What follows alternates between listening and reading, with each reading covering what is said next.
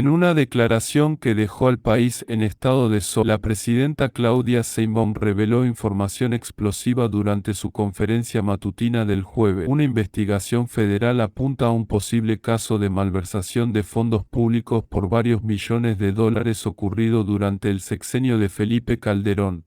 Visiblemente firme y respaldada por documentos preliminares de la Unidad de Inteligencia Financiera UIF, señaló que no se trata de rumores, sino evidencias concretas que serán entregadas a la Fiscalía General de la República en las próximas horas. Según la mandataria, los fondos fueron desviados a través de contratos inflados, empresas fantasma y presuntas triangulaciones internacionales. Aunque evitó dar nombres específicos por respeto al debido proceso, los reporteros en la sala no tardaron en conectar los datos con figuras cercanas al expresidente Calderón. Durante años se lucró con el dolor del país mientras se hablaba de seguridad y legalidad. Hoy, por fin, los responsables empezarán a rendir cuentas, sentenció Sheinbaum. Vamos con la información.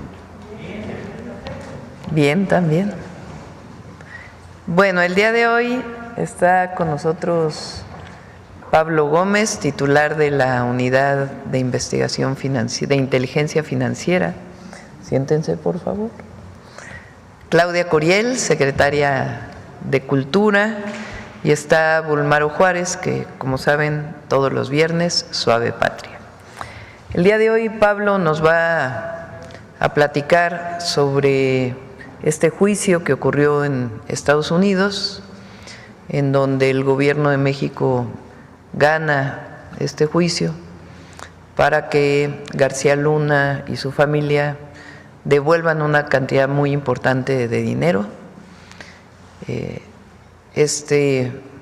¿Cómo se llevó a cabo este juicio? ¿En qué consiste? ¿Cuál es la investigación? Que hay que darle el reconocimiento, ahora sí que honor a quien honor merece, porque esta es una denuncia que se puso en el periodo del presidente López Obrador y que en mucho desarrolló Rosa Isela Rodríguez como secretaria de Seguridad y Protección Ciudadana. Entonces Pablo nos va a platicar de todo ello y obviamente la UIF encabezando toda la denuncia. Después Claudia nos va a platicar porque el día de hoy fue recuperado el Parque Bicentenario, ya está en manos de la Secretaría de Cultura y ella nos va a platicar cuáles fueron las razones, cuál fue el juicio que se llevó a partir de las instituciones del Gobierno de México. Y después vamos a que Claudia nos informe sobre México Canta, cuántos jóvenes, hombres y mujeres están inscritos, ya van muchísimos inscritos. Y después vamos a pasar unos videos de paisanos y paisanas del otro lado de la frontera, que están en Estados Unidos, hablando sobre este tema del impuesto a las remesas, que seguimos trabajando con ellos, con ellas, y desde aquí, para que se retire, antes era 5, se aprobó con 3.5, pero nosotros no estamos de acuerdo, es injusto, además viola un convenio entre Estados Unidos y México, y siempre vamos a proteger y apoyar a nuestros hermanos migrantes y a los más necesitados de nuestro país, que son quienes reciben estas remesas. Entonces vamos a hablar de estos 4 temas y luego pasamos a las preguntas y luego cerramos con Suave Patria. Pablo.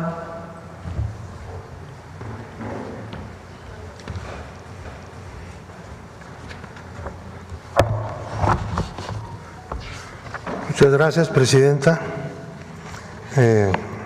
Buenos días a todas y todos ustedes.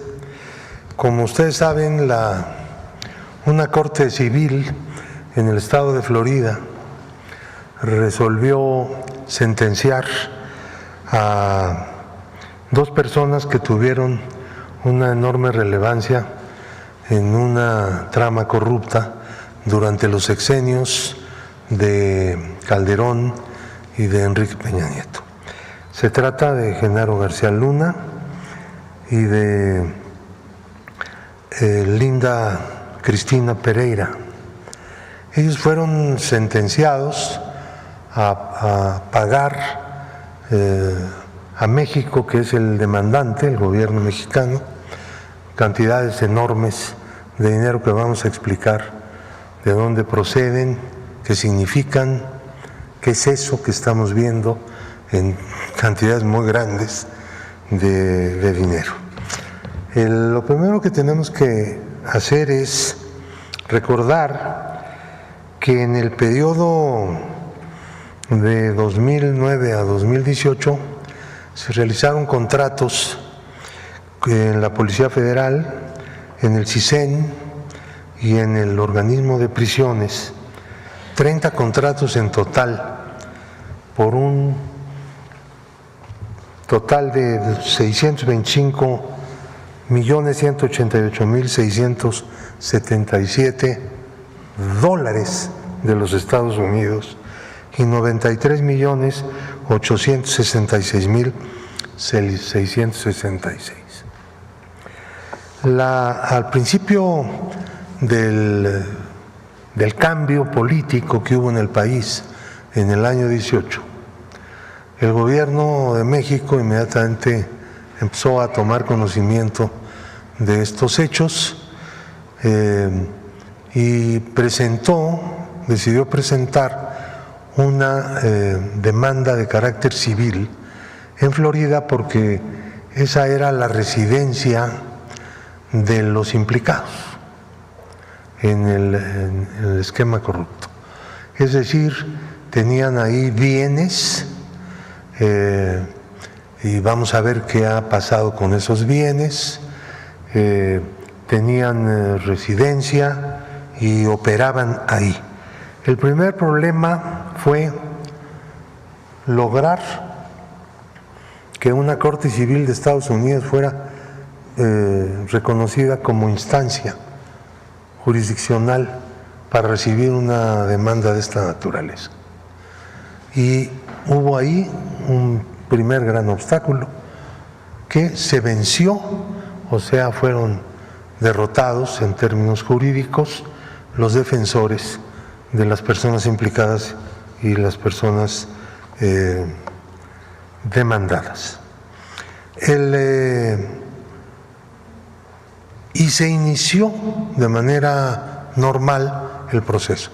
En la primera fase de este proceso, la juez encargada de esta corte resolvió que los bienes que habíamos encontrado a través de averiguaciones en Florida, que estaban a nombre de una empresa y del propio Genaro García Luna y de Linda Cristina Pereira, fueran de inmediato entregados al gobierno federal. Y se entregaron aproximadamente 2,5 millones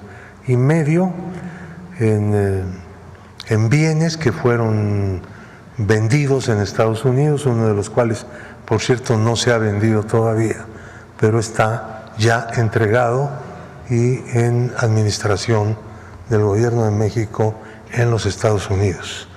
Este paso fue muy importante porque tanto Genaro García Luna primero y después Linda Cristina Pereira se negaron a comparecer ante el tribunal. Y en esas circunstancias no le quedó más remedio a la jueza que los bienes que habían sido asegurados por el propio tribunal fueran entregados pues a quien los reclamaba, que era el gobierno de México. Y esto ya se llevó a cabo. Ahora, ¿de dónde vienen las cantidades que están en la sentencia? Genaro García Luna y Linda Cristina Pereira fueron demandados en momentos distintos. En el momento en que fue demandado García Luna, se le demandó por 250 millones de dólares aproximadamente. Era la información que se tenía. Esta situación fue mejorando.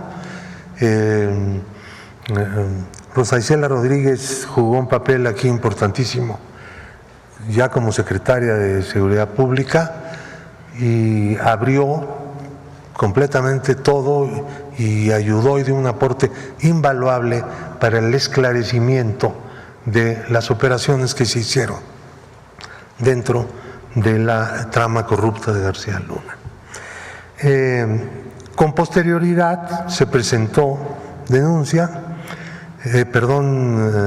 reclamo contra Linda Cristina Pereira por una demanda de 580 millones de dólares, que son los que en ese momento conocíamos que en su totalidad habían sido pagados.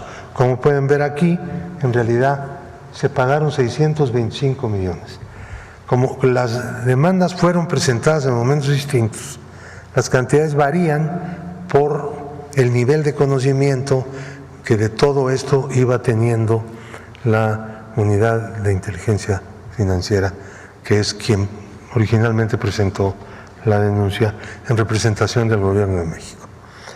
Entonces, la sentencia de 748.8 millones de dólares que dicta la juez en Florida se refiere a 3 veces los 250 millones de dólares que fueron demandados por García Luna.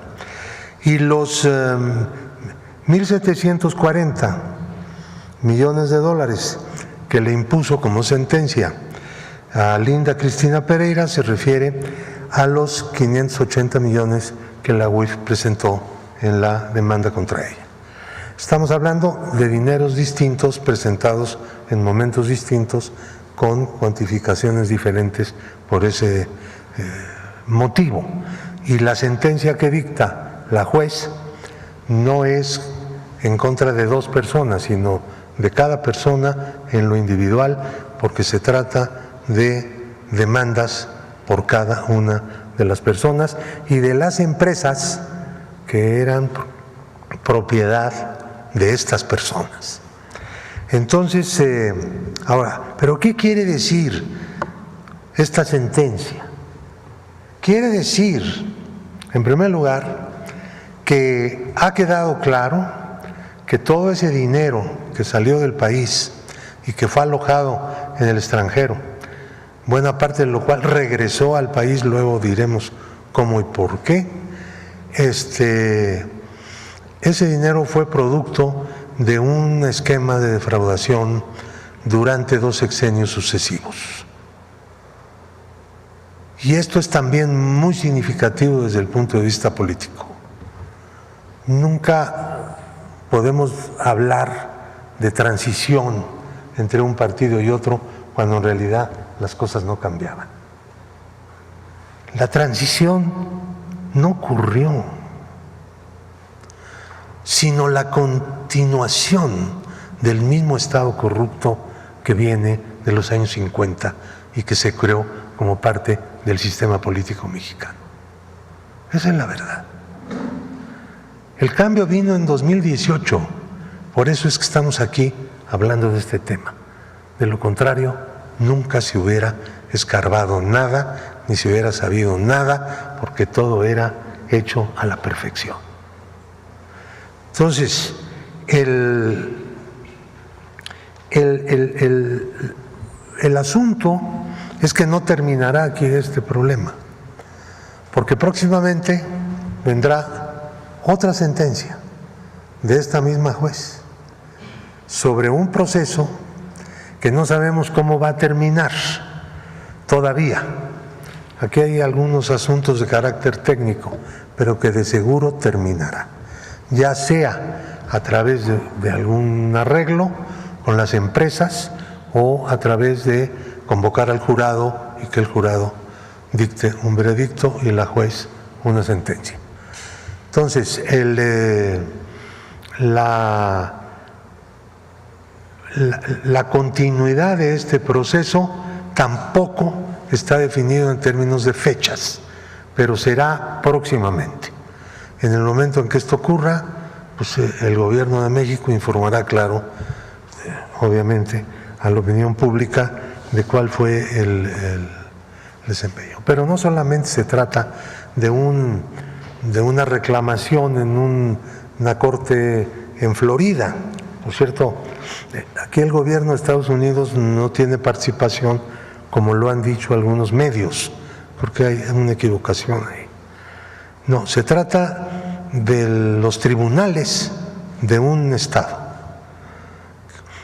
Cada corte tiene una encargada, que es un juez o jueza, que esta jueza que ha hecho este pronunciamiento, dicho sea de paso, fue elegida en votación popular, coincidentemente, porque ustedes saben que en Estados Unidos tiene mucho desarrollo este sistema de elección de jueces y de fiscales. Entonces, nosotros tenemos un proceso penal en México, proceso penal que está arrancado, hay gente en la cárcel, hay muchas órdenes de aprehensión, hay una serie de conversaciones con algunos de las personas que tienen orden de aprehensión, con el propósito de que colaboren a efecto de que se esclarezcan todos los puntos. ¿Qué es lo que se busca en los dos procesos? En el proceso civil de Florida, que va muy bien, como ya hemos visto, y en el proceso penal en México, que también va bien. La Fiscalía General de la República ha puesto todo su empeño, el fiscal se ha personalmente involucrado en esta cuestión, dirige, digamos, las operaciones, y toda la información con la que se contó desde un principio y toda la investigación en términos financieros que se hizo ha sido tomada en cuenta. Entonces, pero ambas cosas nos van a ayudar a algo en verdad muy relevante, que es conocer la historia de una trama corrupta como muchas otras que hubo en nuestro país y que quedaron ocultadas. No debemos desaprovechar esta enorme oportunidad para poder escarbar en la forma de operar de los delincuentes de cuello blanco, llamémosles así, por mencionarlos de alguna manera. Y como se trata de una operación transeccional, en que gobernaron dos partidos políticos que finalmente se aliaron, política y electoralmente, entonces toda una lección para las actuales generaciones y una forma, pues, de ver las cosas para las anteriores generaciones que vivieron el Estado corrupto en su apogeo. No dejar de luchar contra el Estado corrupto, no ceder, no darse por vencidos frente a las cosas. Miren, Linda Cristina Pereira, una persona que ha sido sentenciada a pagar una cantidad fabulosa de millones de dólares, la tercera parte por lo que fue demandada, perdón, el tercio, tres veces, perdón, por lo que fue demandada. Y un tribunal… Mientras aquí le devolvieron las cuentas. Un tribunal, lo ha dicho la presidenta, un tribunal colegiado de circuito en México resolvió otorgarle el amparo y la protección de la justicia de la Unión, como se llama en la jerga judicial, a ella, para que pueda utilizar el sistema financiero mexicano libremente. Este contraste, esto nos dice cosas. Ustedes lo están entendiendo, la gente que nos escucha entiende el contraste. Tenemos un gran problema en nuestro país, pero vamos a resolverlo pronto. Y creo que el pueblo pues va a responder, porque se requiere a sí mismo. Es de los momentos históricos en los que un pueblo se requiere a sí mismo para resolver un gran problema. Solo me resta decir que estas resoluciones, estos procesos que están en curso, van a contarnos bien la historia y vamos a poder dar detalles de cómo se hicieron estas cosas, cómo se robaba el dinero público sin el menor temor de que alguna autoridad los fuera a reprimir o a hacer justicia. Este país necesita ser un país en donde predomine el Estado de Derecho, el Estado democrático de Derecho, lo que se nos negó a las generaciones actuales y lo que en este momento está pues en la perspectiva de los grandes cambios que están ocurriendo. Pues ese es mi comentario. Muchísimas gracias por suscribirte al canal, darle like a los vídeos y compartirlo. Tu apoyo significa mucho para mí.